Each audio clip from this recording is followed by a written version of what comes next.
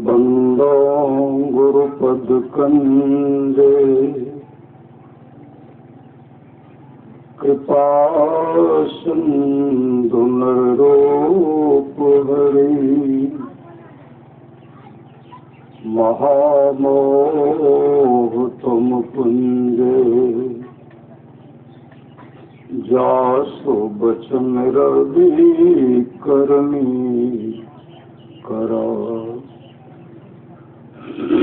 धन धन सतगुरु सुखदाओ महिमा कही न जाए जो कुछ कहूँ तुम्हारी कृपा मोते कछु न बसाए। अव्यक्त रूप में प्रातः स्मरणीय अनंत श्री देवसुत परम पूज्य सदगुरु महाराज के चरणों में कोटि कोटि नमन। विशिष्ट गुरुजन उपस्थित सत्संग प्रेमी महानुभावों, माताओं एवं बहनों, सभी के अंदर में बैठे हुए परमात्मा को कोटि कोटि नमन। परमाराध्य सदगुरु महाराज की अमृत वाणी है,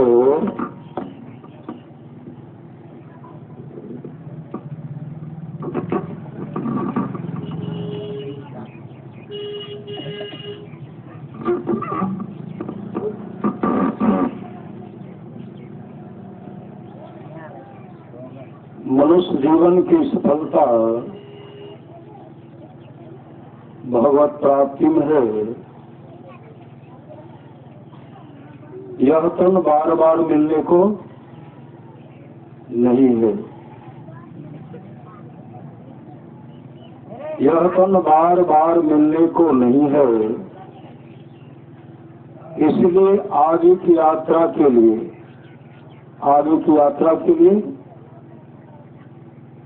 अभी से भगवत भजन रूपी धन संग्रह करो। यह सत्संग जो है, भक्ति जो है, भगवत भजन रूपी धन का संग्रह हो रहा है। भगवान श्री राम को राज्याभिषेक होने वाला था।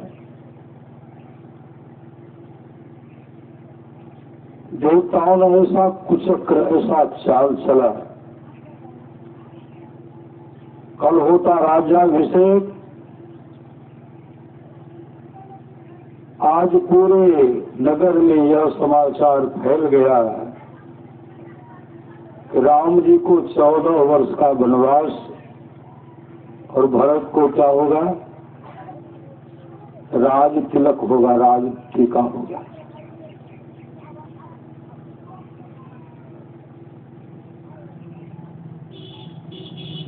राजा बनना देवता नहीं चाहा। करो, देवता क्यों नहीं चाहा? ऋषि मुनि को बहुत सताते थे। कौन? राक्षस। देवता तक को सताने का प्रयास करते थे। राजा बलि ने कहा मैं स्वर्ग लोक का राजा बनूंगा, लेकिन परमात्मा ने ऐसी व्यवस्था की, स्वर्ग लोक का राजा तो नहीं बना, उनको पाताल लोक का राजा बना दिया। पाताल लोक का। प्रभु की इच्छा नहीं थी कि राम का राज्याभिषेक हो। प्रभु राम की भी इच्छा नहीं थी कि मैं राजा बनूं। क्यों? वह हम लोगों के हित के लिए, ऋषि मुनि के हित के लिए, प्रजा के हित के लिए, देवताओं के हित के लिए भगवान श्री राम का अवतार हुआ था। लेकिन जब वनवास हुआ, वनवास शब्द का नाम जब सुनते हैं, भगवान श्री राम दुखित हुए। दुखित कौन हुए? प्रजाजन हो गए, प्रजा से हुए दुखित। माँ कौशल्या दुखित हो गए। राजा साहब तो, राजा तो व्यर्थ लग करके विलाप कर रहे थे। क्या कर रहे थे? विलाप कर रहे थे और कई से कहते थे, कई अरे दूसरा और जो वरदान लेना है ले लो, लेकिन यह राम को वनवास वाला वरदान जो है इनको वापस कर दो। उस समय कई कहने लगी, हे राजन,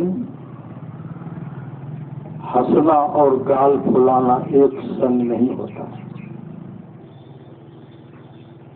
स्त्रियों की तरफ क्रंदन मत कीजिए।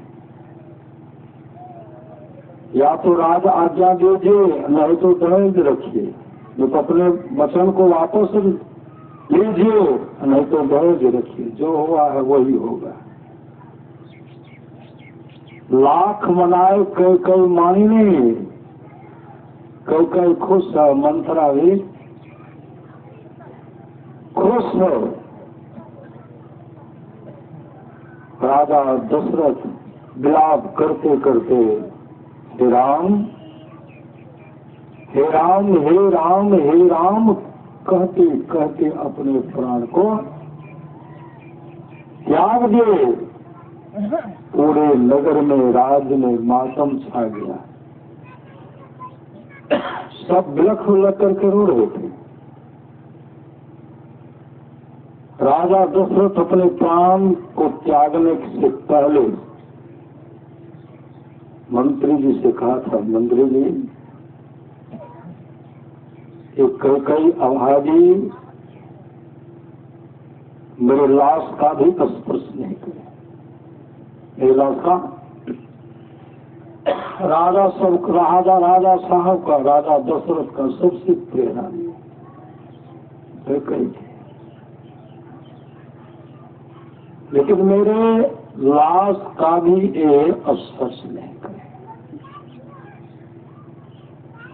जैसे राजा दशरथ का शरीर छोटा, सब विलाप करती गए और कई जैसे राजा साहब के पास, सबके पास जाते हैं चरण स्पर्श करने के लिए। मंत्री जी ने कहा, नहीं आप जाइए, आपके लिए महाराज ने मनाया कि आके मेरे लाश तक का स्पर्श नहीं करें। कई फूट कर रो रही है। सबसे अधिक अगर कोई मानते थे न प्रभु श्री राम को, माँ कई मानते थे, माँ कई। लेकिन प्रभु की छावे माँ कई को तो कलंक कर दी, नहीं कलंकित कर दिया ना, कलंकित कर दिया। माँ कई सब अपयश को सह लिए, बर्दाश्त की। किनके लिए? प्रभु श्री राम के लिए। बचपन अवस्था में भगवान श्री राम खेलते जाते हैं, अपने माँ के आंख को बंद कर देते हैं। माँ कई कहते, राम छोड़ो, मैं पहचान गई कि मेरा राम है। माँ प्रतिज्ञा करो, कहा हमने, और तुमने प्रतिज्ञा, कहा क्या प्रतिज्ञा करवाए? माँ जब माँ कई प्रतिज्ञा कर लिए, भगवान श्री राम का तो माँ कई प्रतिज्ञा की है, भगवान श्री राम को प्रतिज्ञा करवा लिए। तो भगवान श्री राम कहते, माँ भरत को राज गद्दी देना है, मुझे नहीं। श्री सदगुरु माँ कई मूर्छित हो गई, क्या बोल रहे हो? भगवान श्री राम कहते, माँ यही वरदान, और दूसरा कोई वरदान नहीं चाहिए। माँ समाज में लोग आपका निंदा करेंगे, हर तरह से अपमानित होंगे, आप हर तरह से आप अपमानित होंगे। लेकिन सहना तो आप ही को पड़ेगा। श्री सदगुरु सब सहना पड़ेगा। और माँ कई के साथ ऐसा आया, भगवान श्री राम ने यह भी कहा था, लोग अपने पुत्री का नाम कई नहीं रखेंगे। वो कई रखते हैं, जो नहीं जानते वो रखते हैं, मंत्रा भी नहीं रखते। लेकिन इतना समर्पित भगवान श्री राम के प्रति राजा साहब के द्वारा दुत्कारा गया कई समाज से बहिष्कृत हो गए। मां कई रात्रि के 12 बजे जब चिता जल रहा था, चिता को स्पर्श करने के लिए जब मां कई वहां पहुंचती है, ये सदगुरु मां कई जैसे चिता को स्पर्श करना चाहती है, राजा दशरथ प्रकट हो गए। कुल कलंक ने अपनी, तू मेरे चिता को भी स्पर्श नहीं कर सकती है। उस समय कई हर तरह से हार गए, टूट गए। हाँ, हर ढंग से हार गई। अब माँ कई विलक रहे, अब सोच रहे कहीं, क्योंकि भरत को जो समाचार आया था, भरत को समाचार मिला ना, भरत के लिए आरती सजाए थे। आरती थाल में मेरा पुत्र राजा बनेगा, आरती उतारूंगी। और उस अवस्था में, वैधव अवस्था में, जब वो अपनी माँ को देखते हैं, इनका सुहाग क्या हो गया। श्री सदगुरु सुंदर वस्त्र पहन देती, सफेद वस्त्र में क्यों आ गए। मंथरा कहने लगी, जो होना था वही हो गया भरत, तुम्हारे लिए तुम्हारी मानस व्यवस्था क्या है। मैं भी तुम्हारे लिए इस भक्त तुम्हारी माँ को साथ दिया हूं, मैं भी साथ दिया हूं। लेकिन कई कहती, भरत अरे मैंने तेरे लिए सब कुछ व्यवस्था किया है, मैंने मांगा है मेरे भरत को राज टिका दीजिए, राम को 14 वर्ष का वनवास। इतना सुनते ही भरत परमात्मा से प्रार्थना करते हैं, प्रभु इस कुल कलंकनी के कोख से मुझे क्यों पैदा लेने के दिया। जिस समय मैं इनके घर में पल रहा था, हे विधाता, उस समय हमारी मृत्यु हो जाती है। ऐ कलंकनी, मंथरा का बाल घसीटने, सदगुरु ढाल को फेंके उधर। हर ढंग से कई टूट चुके थे। और भरत को चाहिए तो भाई राम चाहिए। श्री सदगुरु भरत को क्या चाहिए, भाई चाहिए, और परमात्मा राम चाहिए। बड़े भाई राम चाहिए, परमात्मा राम चाहिए। सब कुछ को त्यागे भरत, सब कुछ त्याग दिया। उसके बाद दास संस्कार के बाद जो काम क्रिया करना था किए, तब गए उनको वापस करने के लिए, बुलाने के लिए। भरत इतने कमजोर हो गए थे कि भगवान श्री राम उनको पहचान नहीं पाए, इतने कमजोर हो गए थे।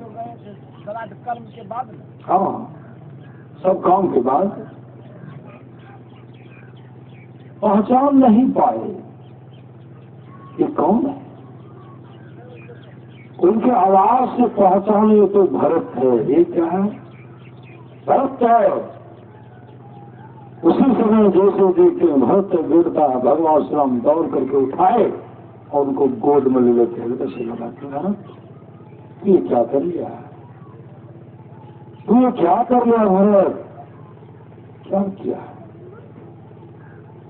भरत तिलक तिलक कर रहे हैं कि भगवान प्रभु मैं ही दोषी हूं, अगर मैं जन्म नहीं लेता आपको इस तरह का दुख का मुख नहीं देखना पड़ता, मेरे चलते आपको दुख हुआ है। भगवान श्री राम कहते भरत तू क्यों सोच रहा है? अरे जो होना था हुआ, ये प्रभु की कृपा कहा नहीं किया, मेरे वजह से हुआ। अरे मैं आपके लिए तमाम संसार को मैं आत्महत्या कर सकता था, तमाम वैभव को ठुकरा सकता था। भैया मैंने तमाम को ठुकराया, मुझे कुछ नहीं चाहिए। मुझे क्या चाहिए? मुझे चाहिए तो भाई राम चाहिए, भाई से कितनी प्रेम। क्यों? भगवान श्री राम बचपन में जब सब भाई खेलते थे ना, खेलते थे तो भरत राम जीतने लगते थे। जब जीतने लगे वो तो परमात्मा जीतेंगे नहीं, जीतने लगते थे तो जब भगवान श्री राम इस तरह करते थे कि जीत को हार के रूप में स्वीकार कर लेते थे और भगवान श्री राम हार जाते थे। जब हारते थे भरत लक्ष्मण शत्रुघ्न खुश हो जाते थे और कहते थे मैंने भैया को हरा दिया। सदगुरु साथ में जा रहे हैं, भैया को मैंने हरा दिया। क्या बोलते बोलते जब घर पहुंचते कहते माँ मैंने भैया को हरा दिया। भगवान श्री राम कुछ बोलते नहीं, भीतर मुस्कुरा रहे थे। क्यों? भगवान श्री राम जानते हैं इनके खुशी का खजाना तो मेरे पास है। फिर सदगुरु मेरे रहते हैं मेरे भाई को दुख हो, मैं बर्दाश्त नहीं कर सकता। तमाम चीज को हार गए भगवान श्री राम। किनके लिए? अपने भाई भरत के लिए, अपने माँ के लिए, पिता की आज्ञा का पालन करने के लिए तमाम चीज को हार गए। राजा साहब के द्वारा जो माँ कहकर बहिष्कृत किए गए थे, जब भगवान श्री राम उनको हृदय से लगाते हैं और भरत ऐसे हृदय में चिपक जाते हैं और दोनों भाई जो प्रेम से धारा पर आंसू बहाते हैं, उसमें राजा दशरथ उस जगह प्रकट हो गए। जिस जगह और प्रकट हो गए, उस प्रेम को देख करके राजा दशरथ कहते जा रे कई मैं तो तुम्हें निष्कासित कर दिया था, मैंने सदा के लिए तुमको त्याग दिया था, लेकिन हे कई तुमने ऐसे रत्न को दिया, ऐसे भगवान के भक्त को तू जन्म दिया, चाहे मैंने सब कुछ माफ कर दिया। श्री सदगुरु माफ कर दिया। ये क्यों माफ किया? ये भाई भाई के प्रेम को देख करके नहीं। भगवान राम वशिष्ठ जी का संवाद है जो वाणी विचार के द्वारा अपने पिताजी को प्रसन्न कर लेते हैं। अगर आहार व्यवहार से पिताजी खुश हो गए कि ब्रह्मा विष्णु महेश खुश हो जाते हैं। आज भगवान श्री राम जो परमात्मा थे, आहार व्यवहार से अपने पिताजी को प्रसन्न कर लिए। पिताजी ने कहा वनवास तो वनवास, मां ने कहा वनवास तो वनवास। मां कौशल्या कहने लगे कि तू मत जा जंगल में। किसने कहा है? कहा राजा ने कहा, पिताजी ने कहा। पिताजी जब कहा तो मैं भी रानी हूँ, मैं तुम्हारी माँ हूँ, तुम राज प्रजा को त्याग दो और मैं जो कह रहे हो तो राज को चलाओ। हे राम, अगर पिताजी के हैं तो पिताजी के वचन को तुम त्याग सकते थे कि मैं सक्षम हूँ उनको दूर करने के, लेकिन माँ अगर कही है, माँ कहीं ने कहा तो माँ के आज्ञा का पालन करो। श्री सदगुरु महाराज, माँ के आज्ञा का पालन करो। और माँ के आज्ञा का पालन किए, इतने श्रद्धा से पालन किए। आज राजा दशरथ करके जा रे कई मैंने तुमको माफ कर दिया। उस प्रेम को देख करके, भाई भाई के प्रेम को देख करके देवता सब पुष्प का वर्षा करते हैं।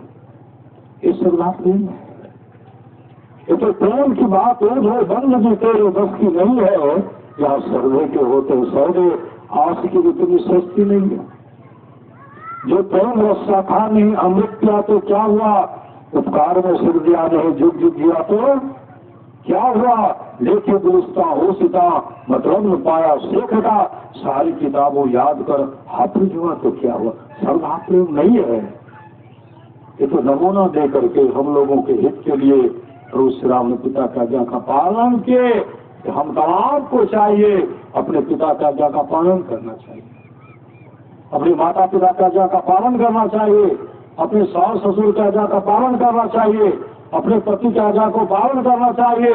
और हम तमाम को भाई भाई में प्रेम से रहना चाहिए, प्रेम से रहना चाहिए, गोतनी गोतनी प्रेम से रहना चाहिए, गुरु का सम्मान करना चाहिए। भगवान श्री राम कहते हैं, वशिष्ठ जी का संवाद है, जो वाणी विचार के द्वारा अपने पिताजी को खुश कर लेते हैं, अगर पिताजी खुश हो गए ब्रह्मा विष्णु महेश खुश हो जाते हैं, ब्रह्मा जी खुश होंगे सुंदर शरीर मिलेगा। श्री सदगुरु ब्रह्मा जी खुश होंगे सुंदर शरीर मिलेगा। पिताजी के खुश होने से ब्रह्मा जी खुश, भगवान विष्णु खुश, जीवन में कभी दुख का मुख नहीं देखना पड़ेगा। पिताजी के खुश से भगवान शिव खुश हो जाते हैं, शांति को प्राप्त करेंगे, शांति को प्राप्त करेंगे। जो वाणी विचार के द्वारा अपने माँ को प्रसन्न कर लेते हैं, माँ खुश हो गए, लक्ष्मी जी माँ लक्ष्मी खुश हो जाती, लक्ष्मी खुश हो गई, धन की कमी हो जाएगी। माँ के खुश होने से माँ सरस्वती खुश हो जाती है, और माँ सरस्वती खुश विद्या की कमी होगी, पहले माँ को खुश कर लीजिए। माँ के सेवा करने से, माँ को खुश करने से माँ पार्वती जी खुश हो जाती हैं।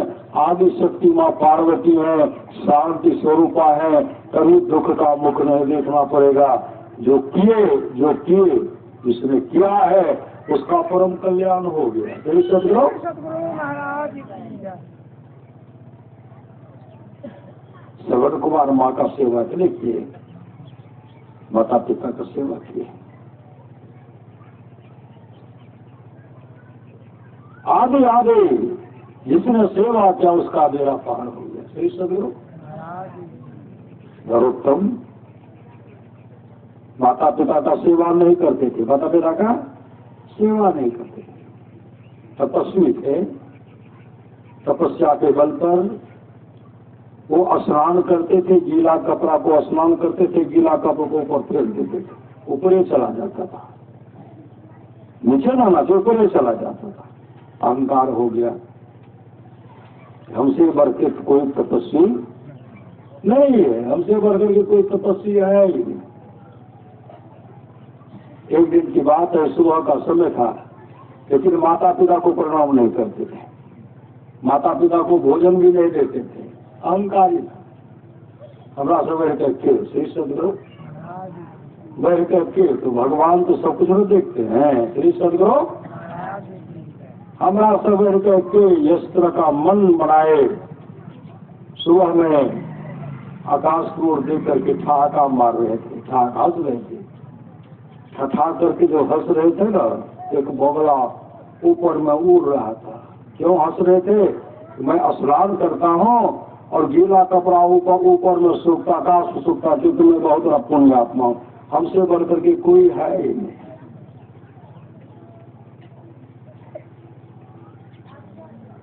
ठठा करके हंस रहे थे, ठहाका मार रहे थे, बगला उड़ रहा था, बगला ऊपर बीट पकाना कर दिए। हंस जो रहे थे, मुंह खुला हुआ था, मुखिए में चला गया,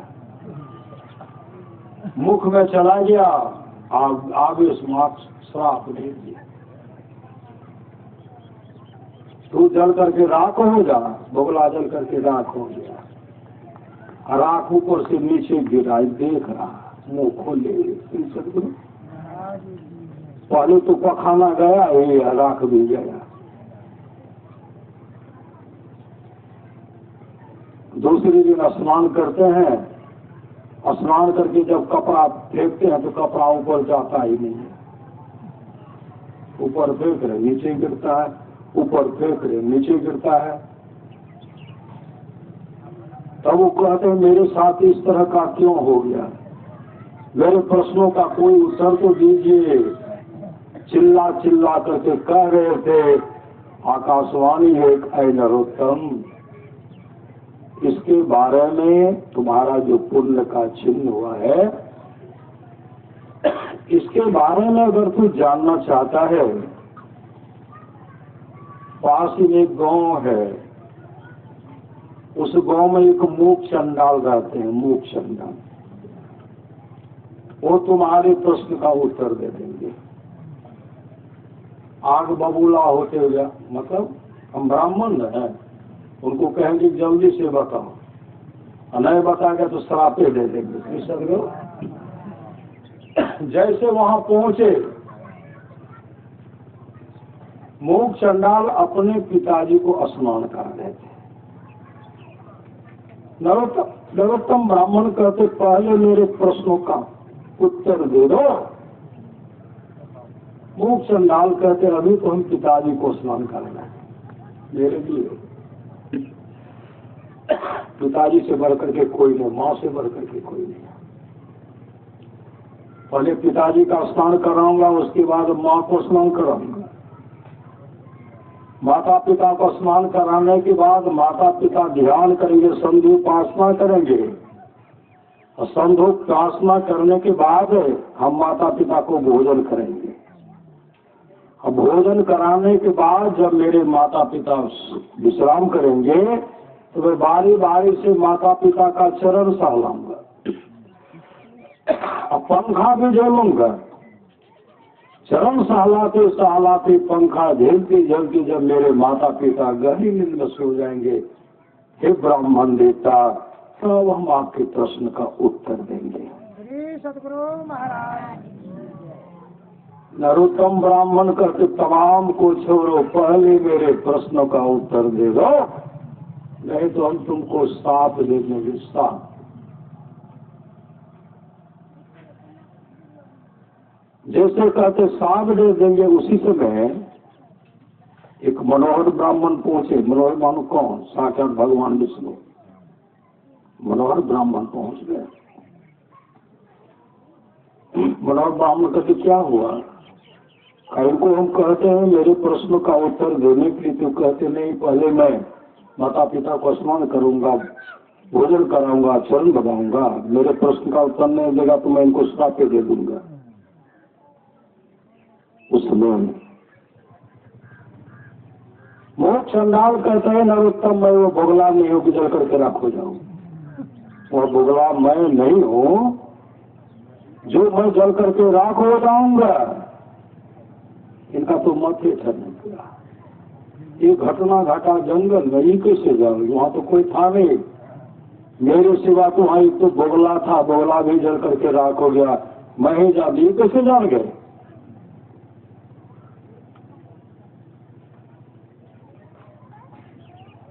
तुम कैसे जान गए? कहा तुम क्या क्या करते हो हम सबको जानते हैं। माता पिता का तो सेवा करते हो नहीं, माता पिता को प्रणाम भी नहीं करते, माता पिता को भोजन भी नहीं देते, चले हो तुम मुझको श्राप देने के लिए।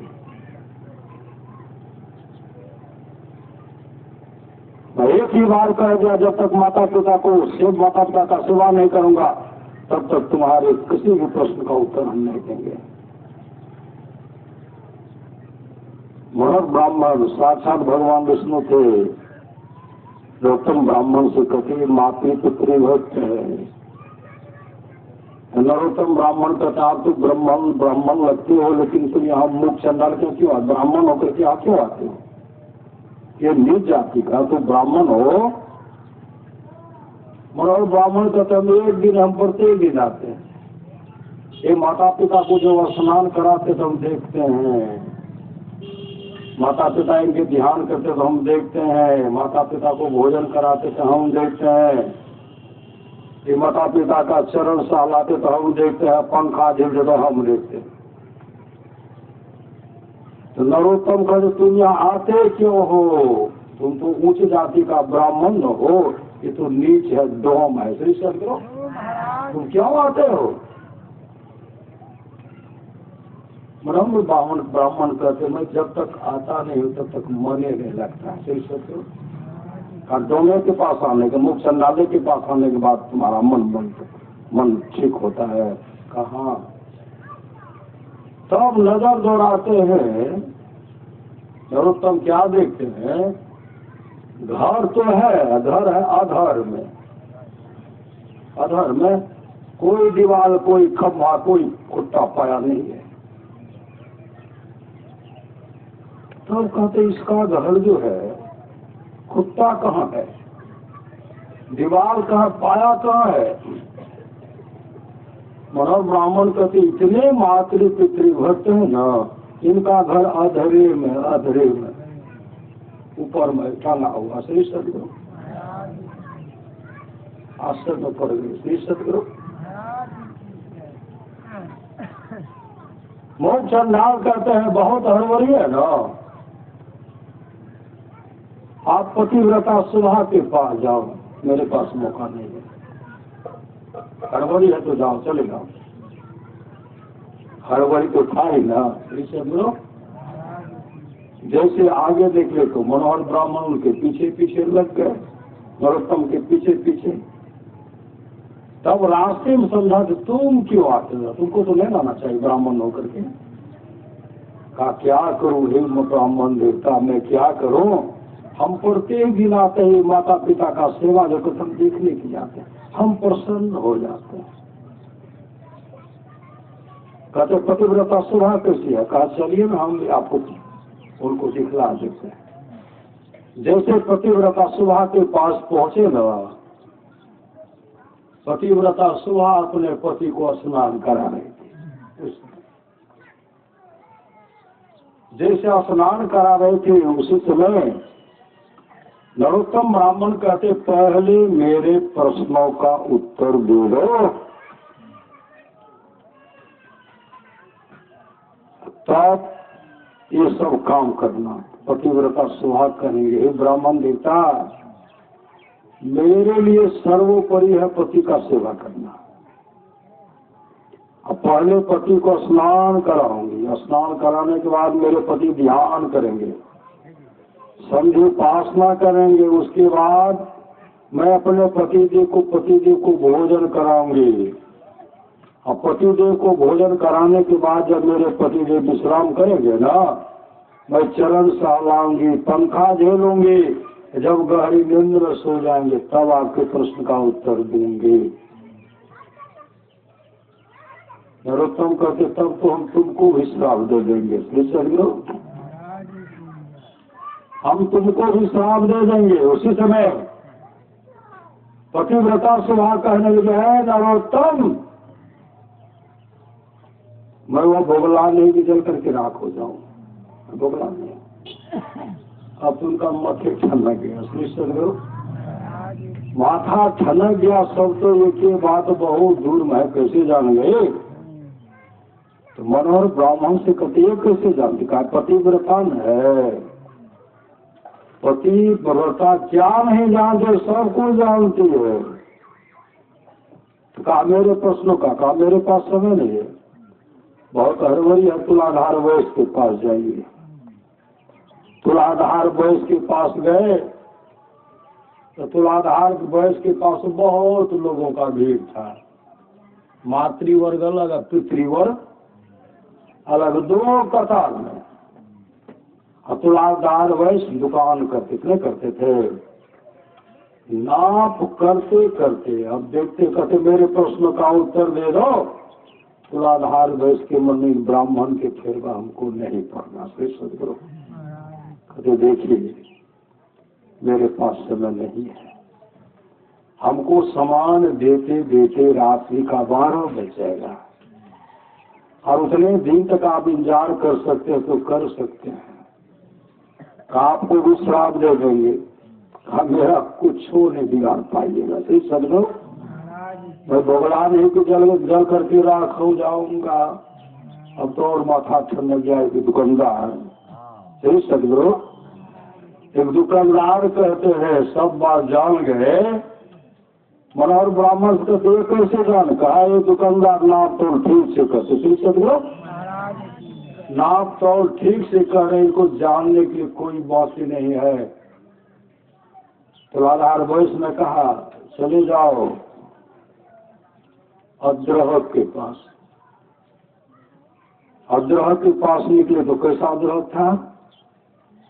अद्रोहक कैसा था? ऐसा अद्रोहक था, वो किसी का द्रोह नहीं करते। फिर से द्रोह, उससे लोग भले जले, वो किसी से जलते नहीं थे। और मैं नहीं द्रोही, श्री सदगुरु। वहां जब जैसे गए ना, अद्रोह के पास के बारे में पता चला, ये कैसे जान गए? अद्रोह के बारे में ऐसा वहां के समाज के लोग कहते थे, अद्रोह के इतने चरित्रवान, अद्रोह के इतने चरित्रवान थे। एक राजा राजकुमार जब विदेश जाने लगे तो उनकी पत्नी थी रानी, उनको रखना था।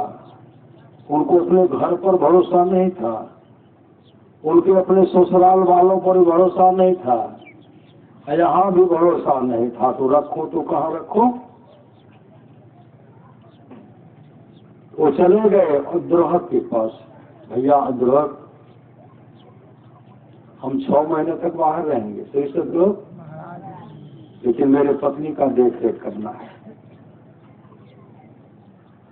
अद्रोह का तो देखिए, हमें तो एक ही घर है ना, सही सदगुरु। घर एक है, एक बिछावन है, पति पत्नी दोनों सोते हैं। और आप अपने पत्नी को संग लीजिए। कहा नहीं, रखूंगा यहीं। अगर रखना है तो हम एक ही बिछावन पर सोते हैं। मेरी पत्नी सोएगी एक बगल में, रानी सोएगी बीच में, मैं सोऊंगा। अगर आपको शर्त तय है तो ठीक है, कोई बात नहीं। कहा भैया हमको शर्त तय। उनके चरित्र के बारे में जानते थे, एक चरित्रवान है। प्लीज सदगुरु। अब वो रात में दिन में सब जो है गप सब चल रहा है, जिनको जो काम करना कर रहा है। और जब बिछावन बढ़ जाते हैं तो अद्रोह बीच में, पत्नी बगल में, रानी बगल में, भर रात जब तक जगे रहे तब तक धर्म का चर्चा। फिर समझो, भक्ति धर्म का चर्चा कर रहे हैं, सब सुन रहे हैं। और सुनते सुनते रानी का हृदय इतना दृढ़ हो गया, रानी का हृदय भागवतमय, भगवान के एक नंबर की भक्तनी, पत्नी तो भक्ति थी। श्री सदगुरु इतना ख्याति फैला हुआ था। उनके बारे में जब गए ना नरोत्तम, तो तब कहते मेरे प्रश्नों का उत्तर, आपके प्रश्न का उत्तर मेरे पास समय का है। तो मैं तो नाम का स्मरण करता, तो मंत्र को जपता हूँ ना, मैं ध्यान भजन करता हूँ, कर मैं तुमको श्राप दे दूंगा। अद्रोह कहते हैं ऐ नरोत्तम, हम बगला नहीं जल करके राख हो जाएंगे। क्या ये चरित्रवान के सामने कोई टिक नहीं सकते। अद्रोह कहते हैं अगर आगे बढ़ना है तो चले जाइए सज्जनाद्रोह के पास। जैसे सज्जनाद्रोह के पास गए ना, देखते एक सिंहासन है, कमल का सैया है, वहां जल है, नाग का सैया है, कमल भी है।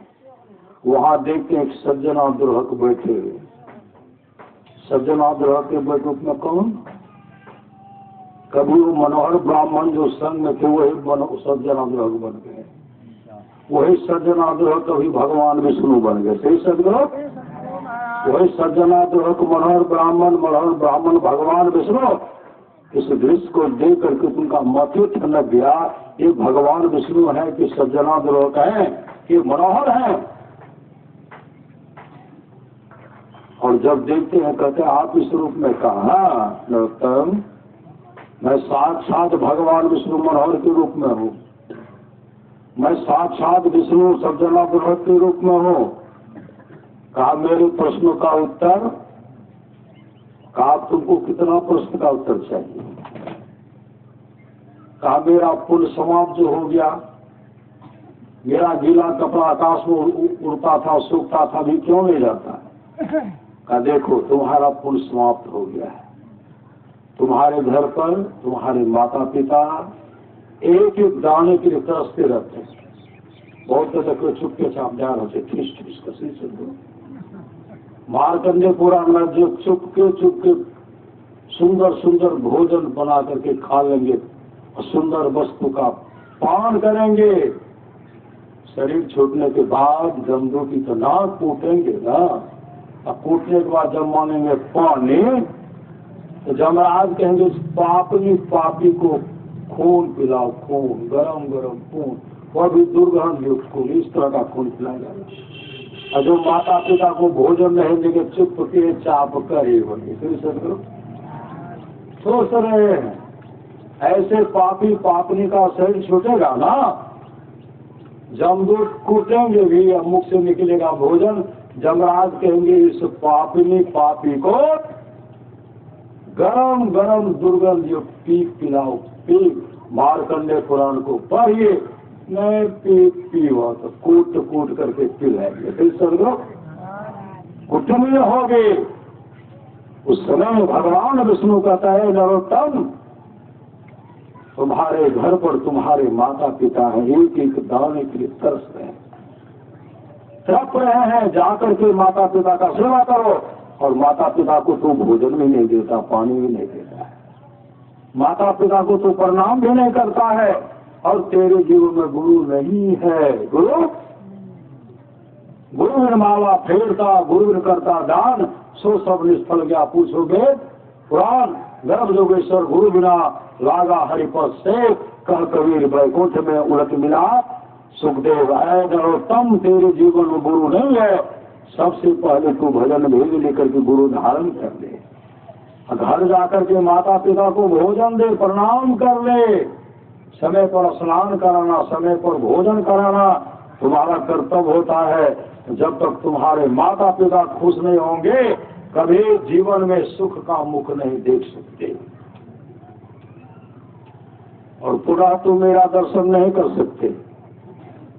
मनोहर ब्राह्मण के रूप में मैं भगवान विष्णु हर जगह जो माता पिता का सेवा करता हूँ, वहां जाकर के मैं उनकी सेवा को देखता हूँ, और सेवा को देख करके मैं प्रसन्न होता हूँ, सेवा को देख करके मैं प्रसन्न होता हूँ। इसलिए घर जाओ, भजन भेद ले लो, भजन भेद लेकर के माता पिता को प्रणाम करो, उनको समय पर स्नान, समय पर जलपान, समय पर भोजन, और ध्यान रत रहो। और पुनः जो चाहोगे मेरा दर्शन करने के लिए, अब मेरा दर्शन तू नहीं कर सकते, अब तू मेरा दर्शन नहीं कर सकते। तब गए सदगुरु से भजन भेद लिए, और भजन भेद लेकर के मुस्तैदी के साथ घर के नाम का सुमन करते हुए माता पिता को जब प्रणाम करते थे, माता पिता खुश हो गए। कहते माँ बाप से बढ़कर जग में दूजा नहीं खजाना, जिसने जन्म दिया रे उसका दिल कभी ना दुखाना। माँ बाप से बढ़कर दूजा प्यार ने छे, अभागलू मानव जकरा माया और बाप ने छे। परमात्मा से आशीर्वाद लेना है, प्रभु से आशीर्वाद लेना है, ईश्वर से आशीर्वाद लेना है। इस धरती पर साक्षात माता पिता जो है ईश्वर के रूप में है, गुरु ईश्वर के रूप में है। गुरु से युक्ति लेकर के माता पिता का सेवा कीजिए, भाई भाई प्रेम से रहिए, कभी जीवन में दुख का मुख नहीं देखना पड़ेगा। जैसे भजन भेद दिए, और जैसे माँ को प्रणाम करते हैं, पिता को प्रणाम करते हैं।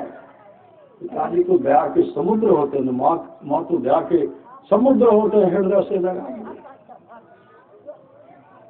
अब नरोत्तम भी रो रहे, माता पिता भी रो रहे, फिर सब लोग अब सेवारत हो गए। समय पर स्नान कराना, जलपान कराना, भोजन कराना, चरण सहलाना, पंखा झेलना, जाने के समय में गर्म पानी का व्यवस्था करना, अग्नि का व्यवस्था करना, उनका दिनचर्या हो गया। जब तक माता पिता जीवित रहे, भरपूर सेवा किए, उसके बाद मुस्तैदी के साथ ध्यान भोजन किए, नरोत्तम ब्राह्मण मोक्ष को प्राप्त कर। मोक्ष श्री सदगुरु इसलिए संत महात्मा लोग कहते मोक्ष चाहते हैं माँ सीता बनिए, माँ अनसुईया बनिए, माँ सावित्री बनिए, माँ करमती बाई बनिए, माँ रविया बनिए, माँ सविया बनिए, शूर्पणखा मत बनिए। श्री सदगुरु क्योंकि एक न एक दिन पोल खुलेगा। शूर्पणखा का पोल खुला ना, सुंदर रूप बना करके गए। सुंदर रूप बना करके जब गए तो कहा भगवान श्री राम के पास का धरती पर ईश्वर ने आपके लिए मुझको बना करके भेजा है। इस धरती पर मेरे जैसा कोई सुंदरी स्त्री है? देखिए तो कहीं हमारी सुंदरी बन गए थे। भगवान श्री राम तुमके भीतर को जानते थे। श्री सदगुरु भगवान श्री राम कहते थे मेरे पास तो पत्नी है, उधर चले जाओ। तो बहुत अतिथि अगर उधर जाओ, उधर गए तो लक्ष्मण को खूब प्रलोभन दे रहे हैं। लक्ष्मण जी कभी देखिए हम है सेवक, सेवक के पास जो कोई चाहेंगे खुश कर रहने के लिए खुश रहेगा। सेवक तो अपने दुखित रहते हैं, अपने मालिक का क्या पालन करने के। वही है राजा उन्हीं के पास जाए, कहते उनको तो पत्नी है। का राजा तो बहुत पत्नियां कर सकते हैं। श्री सदगुरु एक एक राजा को बहुत रानियां वो तो कर सकते हैं। तो दौड़ करके राम के पास आते हैं, राम भेजते उनके पास। श्री सदगुरु लक्ष्मण के पास अब भीतर में अब माँ सीता को डराने लगी, मैं खा जाऊंगी। श्री सदगुरु मैं खा जाऊंगी, इसी के चलते हमको ये वरण नहीं कर रहे। भगवान श्री राम इशारा किए, क्या किए? श्री सदगुरु इशारा किए, कान को कटवा दिए। कान को क्या किए? काने कटवाए, जैसे कान कटवाए असली रूप में आए। किस रूप में? फिर आप सुसली में। श्री सदगुरु अब दौड़ कर चलेगा वहां प्रभु के सामने, रोटी विलकती पहुंच गए कुंभकर्ण के पास। कुंभकर्ण के भैया ऐसे से बात का तू गए थे कहाँ? कैसे से बात कहा? जब जन्मे हो परमात्मा उनके पास तो क्यों गए? किसी से तुम तो रूप बनाना जानती है, क्यों नहीं बनाई? कहा सब सुंदरी रूप बना करके देखी, फिर भी देखिए मेरा कान कट गया, नाक कट गया। आपके रहते हुए किसी के भाई बहन का कान नाक कट जाए तो बढ़िया बात हो रही है। वो समझाए, वो ज्ञान की बात के, क्योंकि 6 महीने के बाद ही उठते हैं। फिर सदगुरु 6 महीने के बाद उठते हैं। रावण के पास, रावण तो आग बबूला हो गए। श्री सदगुरु रावण आग बबूला हो गए। आग बबूला होकर के वो सीता का हरण किसने कर लिए? हरण कर लिए तो क्या हुआ? क्या हुआ? 1 लाख कोस, 1.25 लाख नाती, 1000 रावण दियो ने, बाकी कोई नहीं बचे। परमाराज महाशिवानी है, जाओ इस घट रस्सा हो तो अपने को 5 पाप से हरदम खूब बचाओ। एक झूठ नशा है, दूसरा तीसरा नारी पर के हो, चौथी चोरी, पंचम हिंसा। दिल से इन्हें अलगा हो, मैं ही सहजे इनसे बचन चाहो। तो गुरु पद टहल कमाओ, गुरु का टहल आज्ञा क्या है? सत्संगित और ध्यानित संलग्नता के साथ कीजिए। ये लोक परलोक दोनों मंगलमय होगा। गृहपति के द्वारा यह साप्ताहिक सत्संग कराया जा रहा है। इनके मनोकामना को हे सदगुरु आप पूरा करेंगे, पूरा करेंगे और पूरा करेंगे तमाम भक्त आपकी का। श्री सदगुरु घर जाकर के आपस में मेल से रहे, सास ससुर का सेवा किए, पति का सेवा किए, माता पिता का सेवा किए, तब तो आप पर सत्संग का असर पड़ गया। श्री सदगुरु वहां जाने के बाद श्री सदगुरु सब चला जाए। इस तरह का वाणी ऐसी बोलिए, मन का आपाक हो और उनको शीतल करे, आप उन्हें शीतल हो। मन मत बनिए, शूर्पणखा मत बनिए, सीता बनिए, सावित्री बनिए। इन लोग परलोक मंगल में होगा। बुद्ध गुर्रे की वाणी है, जो लोग बहुत दिनों से सत्संग करते आ रहे हैं, अभी कर रहे हैं, आगे भी करेंगे। वे सभी महासुख के भागी होंगे। बोलिए प्रेम से श्री श्री गुरु महाराज की जय। आप जे करवे करियो अहाँके श्री सदगुरु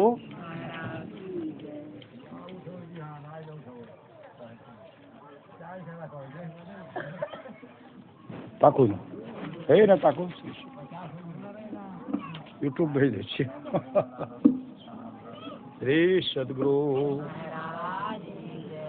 श्री सदगुरु